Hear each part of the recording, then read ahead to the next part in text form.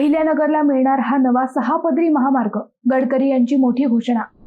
अहिल्यानगर जिल्ह्याला लवकरच एक नवीन 6 पदरी महामार्ग मिळणार असून हा नवीन मार्ग नाशिक आणि अहिल्यानगर जिल्ह्यासाठी अधिक खास असेल। हा महामार्ग 6 पदरी आणि फुल कॉन्क्रीटचा असेल। मिळालेल्या माहितीनुसार मालेगाव ते कोपरगाव दरम्यानच्या रस्त्याचे 6 पदरी कॉन्क्रीटीकरण करण्यात येणार आहे।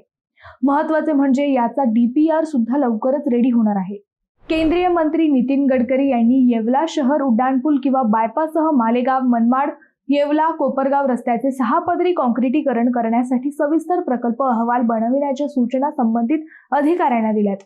माजी खासदार समीर भुजबळ यांनी येवला तालुक्यातील विविध रस्त्यांच्या कामासंदर्भात मंत्री गडकरी यांची भेट घेतली। यावेळी येवला शहर उड्डाणपूल किंवा बायपाससह मालेगाव मनमाड येवला कोपरगाव रस्त्याचे अपग्रेडेशन करून 6 पदरी कॉन्क्रीटीकरण रस्ता तातडीने मंजूर करण्यात यावा अशी मागणी केली।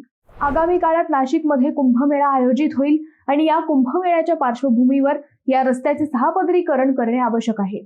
यानंतर मंत्री नितीन गडकरी यांनी संबंधितांना या रस्त्याच्या DPR तयार करण्याच्या सूचना दिल्या आहेत।